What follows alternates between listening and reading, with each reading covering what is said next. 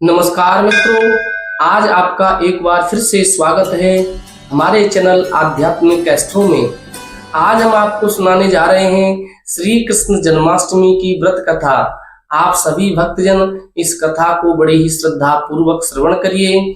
उससे पहले यदि आप हमारे इस चैनल पर नए हैं, कृपया करके हमारे इस चैनल को जरूर सब्सक्राइब करें और बेल आइकन दबाना बिल्कुल ना भूलें। बोलिए बाल कृष्ण लाल की जय। एक समय देवराज इंद्र ने महामुनि श्रेष्ठ श्री नारद जी से कहा कि हे देव, व्रतों में उस उत्तम व्रत को आप मेरे से बताएं जिस व्रत से मनुष्यों को मुक्ति लाभ प्राप्त हो तथा उस व्रत से प्राणियों को भोग व मोक्ष की भी प्राप्ति हो जाए। इंद्र की बातों को सुनकर के नारद जी ने कहा कि त्रेता युग के अंत में और द्वापर युग के प्रारंभिक समय में निंदित कर्म को करने वाला कंस नाम का एक अत्यंत पापी दैत्य हुआ था। उस दुष्ट व दुराचारी कंस की देवकी नाम की एक सुंदर बहन थी। देवकी के गर्भ से उत्पन्न 8वां पुत्र कंस का वध करेगा। नारद जी की बातें सुन करके इंद्र ने कहा कि उस दुराचारी कंस की कथा का विस्तार पूर्वक वर्णन कीजिए। क्या यह संभव है कि देवकी के गर्भ से उत्पन्न 8वां पुत्र अपने मामा कंस की हत्या करेगा? इंद्र की संदेह भरी बातों को सुनकर के नारद जी ने कहा कि हे अदिति पुत्र इंद्र, एक समय की बात है, उस दुष्ट कंस ने एक ज्योतिषी से पूछा था कि मेरी मृत्यु किस प्रकार और किसके द्वारा होगी। तब ज्योतिषी बोले, हे दानवों में श्रेष्ठ कंस, वसुदेव की पत्नी देवकी जो वाक्पटु हैं और आपकी बहन भी हैं, उन्हीं के गर्भ से उत्पन्न उसका 8वां पुत्र जो कि शत्रुओं को भी पराजित करके इस संसार में कृष्ण नाम से विख्यात होगा, वही एक समय सूर्योदय काल के समय आपका वध भी करेगा। ज्योतिषी की बातों को सुनकर के कंस ने कहा कि हे देवज, अब आप यह भी बताएं कि देवकी का 8वां पुत्र किस महीने में मेरा वध करेगा। ज्योतिषी बोले, हे महाराज, माघ माह के शुक्ल पक्ष में 16 कलाओं से पूर्ण श्री कृष्ण से आपका युद्ध होगा। उसी युद्ध में वह आपका वध करेंगे। इसलिए हे महाराज, आप अपनी रक्षा यत्न पूर्वक करें। इतना बताने के पश्चात नारद जी ने इंद्र से कहा, ज्योतिषी द्वारा बताए गए समय पर ही कंस की मृत्यु कृष्ण के हाथ निसंदेह होगी। तब इंद्र ने कहा, हे मुनि, उस दुराचारी कंस की कथा का वर्णन तो करो और बताइए कि कृष्ण का जन्म कैसे हुआ तथा कंस की मृत्यु कृष्ण द्वारा किस प्रकार हुई थी। इंद्र की बातों को सुनकर नारद जी ने पुनः कहना प्रारंभ किया। उस दुराचारी कंस ने अपने एक द्वारपाल से कहा कि मेरी इस प्राणों से प्रिय बहन की पूर्ण रूप से सुरक्षा करना। द्वारपाल ने कहा, ऐसा ही होगा। कंस के जाने के पश्चात उसकी छोटी बहन बड़ी दुखित होते हुए जल लेने के बहाने घड़ा लेकर तालाब पर गई थी। उस तालाब के किनारे उस एक वृक्ष के नीचे बैठकर देवकी रोने लगी। उसी समय एक सुंदर स्त्री जिसका नाम यशोदा था, उसने आकर देवकी से प्रिय वाणी में कहा, हे देवी, इस प्रकार तुम क्यों विलाप कर रही हो? अपने रोने का कारण मुझसे बताओ। तब दुखी यह देवकी ने यशोदा से कहा, हे बहन, नीच कर्मों में आसक्त दुराचारी मेरा ज्येष्ठ भ्राता कंस है। उस दुष्ट भ्राता ने मेरे कई पुत्रों का वध कर दिया है। इस समय मेरे गर्भ में 8वां पुत्र है, वह इसका भी वध कर डालेगा, क्योंकि मेरे ज्येष्ठ भ्राता को यह भय है कि मेरे अष्टम पुत्र से उसकी मृत्यु अवश्य होगी।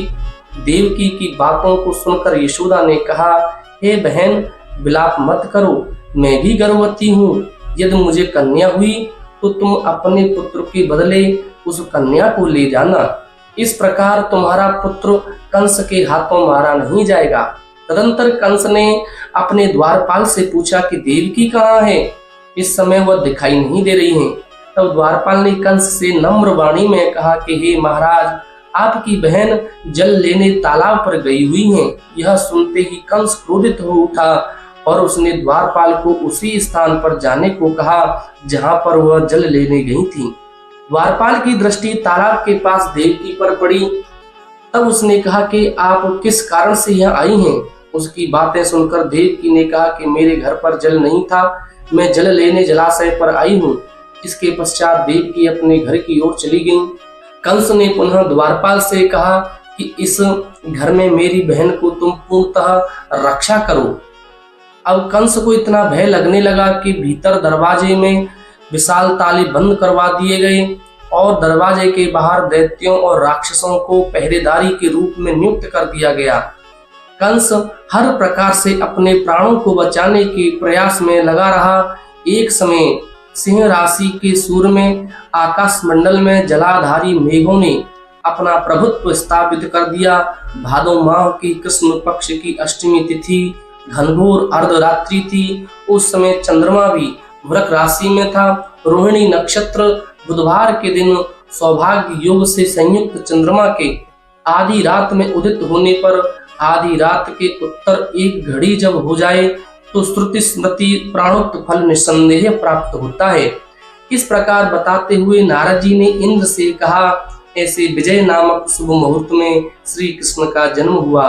बोलिए बाल कृष्ण लाल की जय। श्री कृष्ण के प्रभाव से ही उसी क्षण बंदी गृह के दरवाजे स्वयं खुल गए। द्वार पर पहरा देने वाले पहरेदार राक्षस सभी मूर्छित हो गए। देवकी ने उसी क्षण अपने पति वसुदेव से कहा, हे स्वामी, आप निद्रा का त्याग करिए और मेरे इस पुत्र को गोकुल में ले जाएं और वहां इस पुत्र को नंद गोप की धर्मपत्नी यशोदा जी के यहाँ दे दें। उस समय यमुना जी पूर्ण रूप से बाढ़ग्रस्त थीं, किंतु जब वसुदेव जी बालक कृष्ण को सूप में लेकर के यमुना जी को पार करने के लिए उतरे, उसी क्षण बालक के चरणों का स्पर्श होते हुए ही यमुना जी अपने पूर्व स्तर रूप में आ गईं। इसी प्रकार वसुदेव जी गोकुल पहुंचे और नंद के घर में प्रवेश कर उन्होंने अपना पुत्र तत्काल उन्हें दे दिया और उसके बदले में उनकी कन्या ले ली। वे तत्काल वहां से वापस आकर कंस के बंदी गृह में जा पहुंचे। प्रातः काल जब सभी राक्षस पहरेदार निद्रा से जागे तो कंस ने द्वारपालों से पूछा कि अब देवकी के गर्भ से क्या हुआ है, इस बात का पता लगा करके मुझे बताओ। द्वारपालों ने महाराज की आज्ञा को मानते हुए कारागृह में जाकर देखा तो वहां देवकी की गोद में एक कन्या थी, जिसे देखकर द्वारपालों ने कंस को सूचित किया, किंतु कंस को तो उस कन्या से भय होने लगा।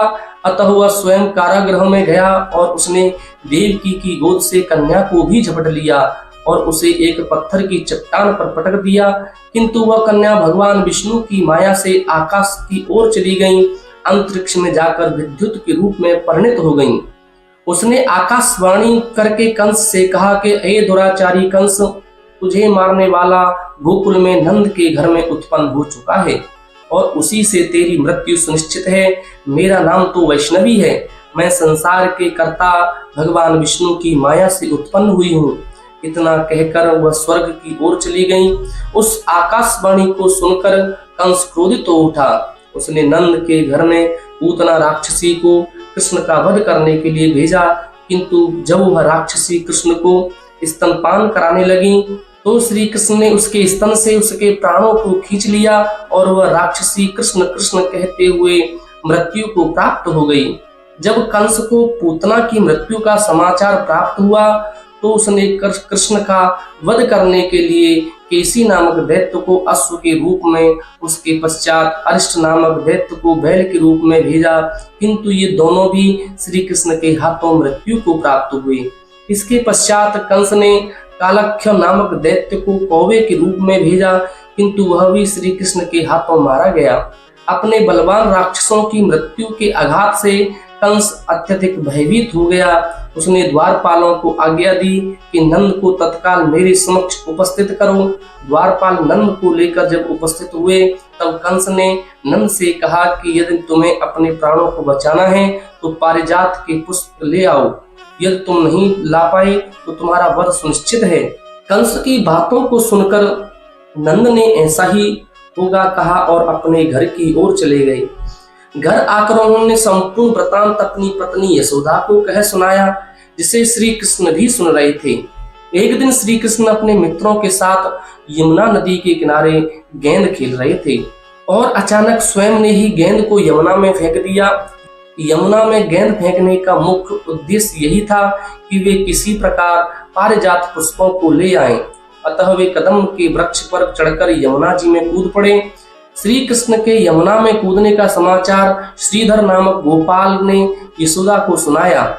यह सुनकर यशोदा भागती हुई यमुना नदी के किनारे आ पहुंची और उसने यमुना नदी से प्रार्थना करते हुए कहा कि हे यमुना, यदि मैं बालक को देखूंगी तो भाद्रपद मास की रोहिणी युक्त अष्टमी का व्रत अवश्य करूंगी, क्योंकि दयादान सज्जन प्राणी ब्राह्मण कुल में जन्म, रोहिणी युक्त अष्टमी, गंगाजल एकादशी, गया श्राद्ध और रोहिणी व्रत ये सभी दुर्लभ माने जाते हैं।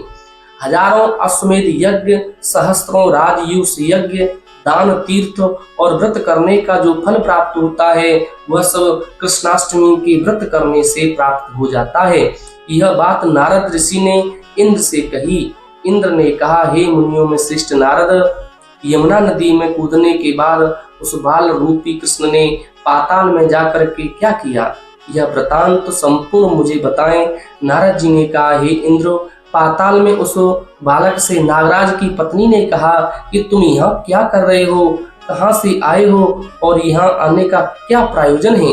नागराज की पत्नी बोली, हे कृष्ण, क्या तूने द्यूत क्रीड़ा की है जिसमें अपना समस्त धन हार गया है? यदि यह बात ठीक है तो कंकण, मुकुट और मणियों का हार लेकर अपने घर में चले जाओ, क्योंकि यह समय मेरे स्वामी शयन कर रहे हैं।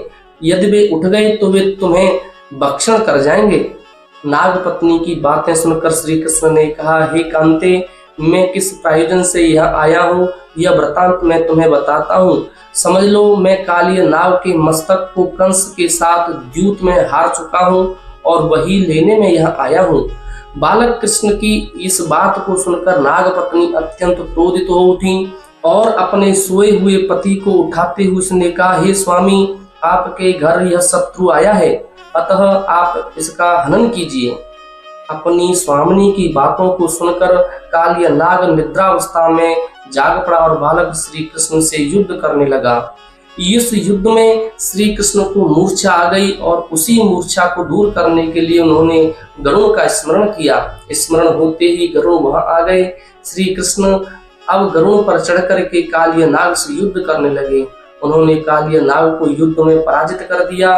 अब कालिय नाग ने भली भांति जान लिया कि मैं जिनसे युद्ध कर रहा हूँ वह भगवान विष्णु के अवतार श्री कृष्ण ही हैं। अतः उन्होंने श्री कृष्ण के चरणों में साष्टांग प्रणाम किया और पारिजात से उत्पन्न हुए बहुत से पुष्पों को मुकुट में रखकर भगवान श्री कृष्ण को भेंट के स्वरूप में दे दिया। जब श्री कृष्ण चढ़ने को हुए तब कालिय नाग की पत्नी ने कहा, हे स्वामी, मैं कृष्ण को तो नहीं जान पाई। हे जनार्दन, मंत्र रहित, क्रिया रहित, भक्ति भाव रहित मेरी रक्षा कीजिए। हे प्रभु, मुझे मेरे स्वामी वापस दे दो। तब श्री कृष्ण ने कहा, हे सर्पिणी, दैत्यों में जो सबसे बलवान है उस कंस के सामने मैं तेरे पति को ले जाकर छोड़ दूंगा, अन्यथा तुम अपने घर को चले जाओ। अब श्री कृष्ण कालिया नाग के फन पर नृत्य करते हुए यमुना के ऊपर आ गए। तदंतर कालिया की फुंकार से तीनों लोग कंपायमान हो गए। अब कृष्ण कंस की मथुरा नगरी को चल दिए। वहां कमल पुष्पों को देखकर यमुना के मध्य जलाशय में वह कालिय सर्प भी चला गया। इधर कंस भी विस्मित हो गया तथा कृष्ण प्रसन्नचित्त होकर गोकुल लौट आए।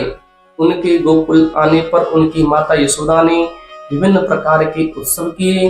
अब इंद्र ने नारद जी से पूछा, हे मुने, संसार के प्राणी बालक श्री कृष्ण के आने पर अत्यधिक आनंदित हुए। आखिर श्री कृष्ण ने क्या क्या चरित्र किया वह सभी आप मुझे बताने की कृपा करें। नारद जी ने इंद्र से कहा, मन को हरने वाला मथुरा नगर यमुना नदी के दक्षिण भाग में स्थित है। वहां कंस का महाबलशाली भाई चाणूर रहता था। उस चाणूर से श्री कृष्ण के मल्ल युद्ध की घोषणा की गई। हे इंद्र, कृष्ण एवं चाणूर का मल्ल युद्ध अत्यंत आश्चर्यजनक था। चाणूर की अपेक्षा कृष्ण बाल रूप में थे।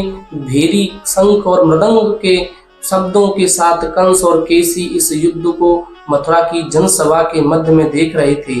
रंगशाला के अखाड़े में चाणूर, मुष्टिक, सल, तोशल आदि बड़े बड़े भयंकर पहलवान दंगल में उपस्थित हुए थे। महाराज कंस अपने बड़े बड़े नागरिकों तथा मित्रों के साथ उच्च मंच पर विराजमान था। रंगशाला में प्रवेश करते हुए श्री कृष्ण ने अनायास ही धनुष को अपने बाएं हाथ से उठा लिया। पलक झपकते ही सबके सामने उसकी डोरी चढ़ा दी और तथा डोरी को ऐसे खींचा कि वह धनुष भयंकर शब्द करके टूट गया। धनुष की रक्षा करने वाले सारे सैनिकों को दोनों भाइयों ने ही मार गिराया। कुवलया पीड़ का वध करके श्री कृष्ण ने उसके दोनों दांतों को उखाड़ लिया और उसके महावत एवं अनेक दुष्टों का संहार भी कर दिया। कुछ सैनिक भाग खड़े हुए और महाराज कंस को सारी सूचनाएं दी, तो कंस ने क्रोध से दांत पीसते हुए चाणूर मुष्टिक को शीघ्र ही दोनों बालकों का वध करने के लिए इंगित किया। इतने में ही श्री कृष्ण एवं बलदेव अपने अंगों पर खून के कुछ छींटे धारण किए हुए हाथी के विशाल दांतों को अपने कंधे पर धारण कर सिंह शावक की भांति मुस्कुराते हुए अखाड़े के समीप पहुंचे। चाणूर और मुष्टिक ने उन दोनों भाइयों को मल्ल युद्ध के लिए ललकारा। नीति विचारक श्री कृष्ण ने अपने समान आयु वाले मल्लों से लड़ने की बात कही, किंतु चाणूर ने श्री कृष्ण को और मुष्टिक ने श्री बलराम जी को अपने बड़े दर्प से महाराज कंस का मनोरंजन करने के लिए ललकारा। श्री कृष्ण बलराम तो ऐसे चाहते ही थे। इस प्रकार मल्ल युद्ध आरंभ हो गया। वहां पर बैठी हुई स्त्रियां उस अनीतिपूर्ण मल्ल युद्ध को देखकर वहां से उठकर चलने को उद्यत हो गईं। श्री कृष्ण की रूप माधुरी का दर्शन कर कहने लगी, अहो सच पूछो तो ब्रजभूमि ही परम पवित्र और धन्य है। वहां परम पुरुषोत्तम मनुष्य के वेश में छिपकर रहते हैं। देवादेव महादेव शंकर और लक्ष्मी जी जिनके चरण कमलों की पूजा करती हैं, वे ही प्रभु वहां रंग बिरंगे पुष्पों की माला धारण करके बहुओं के पीछे पीछे सखाओं और बलराम जी के साथ में बांसुरी बजाते और नाना प्रकार की क्रीड़ाएं करते हुए आनंद से विचरण करते हैं। श्री कृष्ण की इस रूप माधुरी का आस्वादन कर केवल ब्रजवासियों एवं विशेषकर गोपियों के लिए भी सुलभ है। वहां के मयूर सुख सारी गौएं बछड़े तथा नदियां सभी धन्य हैं। वे स्वच्छंद रूप से श्री कृष्ण की विविध प्रकार की माधुरियों का पान करके निहाल हो जाते हैं। अभी वे ऐसी चर्चा कर ही रहे थे कि श्री कृष्ण ने चाणूर और बलराम जी ने मुष्टिक को पछाड़ करके उनका वध कर दिया। तदंतर कूट सल तोषल आदि भी मारे गए। इतने में कंस क्रोधित होकर श्री कृष्ण बलदेव और नंद वसुदेव सबको बंदी बनाने के लिए आदेश दे दिया, किंतु सबके देखते ही देखते बड़े वेग से उछल करके श्री कृष्ण उसके मंच पर पहुंच गए और उसकी चोटी पकड़ करके नीचे गिरा दिया तथा उसकी छाती के ऊपर कूद गए, जिससे उसके प्राण पखेरु उड़ गए। इस प्रकार सहज ही कंस मारा गया। श्री कृष्ण ने रंगशाला में अनुचरों के साथ कंस का उद्धार किया। कंस के पूजित शंकर जी इस रंग को देख करके कृत्य कृत्य हो गए, इसलिए उनका नाम श्री रंगेश्वर भी हुआ। यह स्थान आज भी श्री कृष्ण की इस रंगमयी लीला की पताका फहरा रहा है। श्रीमद् भागवत कथा के अनुसार तथा श्री विश्वनाथ चक्रवर्ती पाद के विचार से कंस का वह वध शिवरात्रि के दिन हुआ था, क्योंकि कंस ने अक्रूर को एकादशी की रात अपने घर बुलाया तथा श्री कृष्ण ने अपने पैरों को चाणूर के गले में फंसाकर उसका वध कर दिया। चाणूर की मृत्यु के पश्चात उनका मल्ल युद्ध केसी के साथ हुआ। हे इंद्र, उसी क्षण श्री कृष्ण ने गरुण, बलराम तथा सुदर्शन चक्र का ध्यान किया, जिसके परिणाम स्वरूप बलदेव जी सुदर्शन चक्र लेकर गरुण पर आरूढ़ होकर आए। हे इंद्र, उसी क्षण श्री कृष्ण ने गरुण, बलराम तथा सुदर्शन चक्र का ध्यान किया, जिसके परिणाम स्वरूप बलदेव जी सुदर्शन चक्र लेकर गरुण पर आरूढ़ होकर के आए। उन्हें आता देख करके बालक श्री कृष्ण ने सुदर्शन चक्र को उनसे लेकर स्वयं गरुण की पीठ पर बैठकर न जाने कितने ही राक्षसों और दैत्यों का वध कर दिया, कितनों के शरीर अंग भंग कर दिए। इस युद्ध में श्री कृष्ण और बलदेव ने असंख्य दैत्यों का वध कर दिया। बलराम जी ने अपने आयुध शस्त्र हल से ही और श्री कृष्ण ने सुदर्शन चक्र से माघ मास की शुक्ल पक्ष की सप्तमी को विशाल दैत्यों के समूह का सर्वनाश कर दिया था। जब अंत में केवल दुराचारी कंस ही बच गया तो श्री कृष्ण ने कहा, हे दुष्ट अधर्मी दुराचारी, अब मैं इस महायुद्ध स्थल पर तुझसे युद्ध कर तथा तेरा वध कर इस संसार को तुझसे मुक्त कराऊंगा। यह कहते हुए श्री कृष्ण ने उसके केशों को पकड़ लिया और कंस को घुमाकर पृथ्वी पर पटक दिया, जिससे वह मृत्यु को प्राप्त हो गया। कंस के मरने पर सभी देवताओं ने शंख घोष व पुष्प वृष्टि की। वह वहां उपस्थित समुदाय श्री कृष्ण की जय जयकार कर रहा था। कंस की मृत्यु पर नंद देव की, वसुदेव, यशोदा और इस संसार के सभी प्राणियों ने हर्ष पर्व मनाया। बोली श्री बालकृष्ण लाल की जय।